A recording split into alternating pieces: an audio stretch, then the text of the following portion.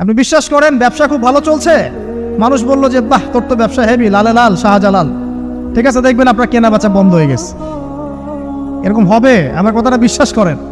এটা কিন্তু সায়েন্স প্রমাণ করতে পারবে না, আল্লাহ এবং তার রাসূল বলেছেন, তার উপরে কোনো সত্য নেই। আছে সূরা কাহফ 29 নম্বর আয়াত পড়ে দেখেন, আল্লাহ পাক বলছেন ওয়াকুলিল হাক্কু মির রাব্বিকুম, সত্য সেটাই যা তোমার রবের পক্ষ থেকে আসে। ফামান শাআ ফালইউমিন, যার ইচ্ছা হয় বিশ্বাস করুক, ওয়ামান শাআ ফালইয়াকফুর, যার ইচ্ছা হয় সে অস্বীকার করুক। এই কারণে আমরা বলি ফেসবুকে এত বেশি ছবি দেওয়া, এই আই ওয়াশ করা, এই যে শোডাউন করা, হ্যাঁ ইসলামের কিছু কাজ করলেন একদম মানুষকে না দেখাইতে পারলে ঘুম হচ্ছে না, এগুলো বন্ধ করেন, এগুলো বন্ধ করে দেন আল্লাহর ওয়াস্তে। অফলাইনে কাজ করেন, নিজেকে গোপন করার চেষ্টা করেন। যত বেশি মানুষের কাছে নিজেকে এক্সপোজ করবেন কাজের বরকত কমে যাবে, কাজের বরকত কমে যাবে, চোখ লাগবে, নজর লাগবে।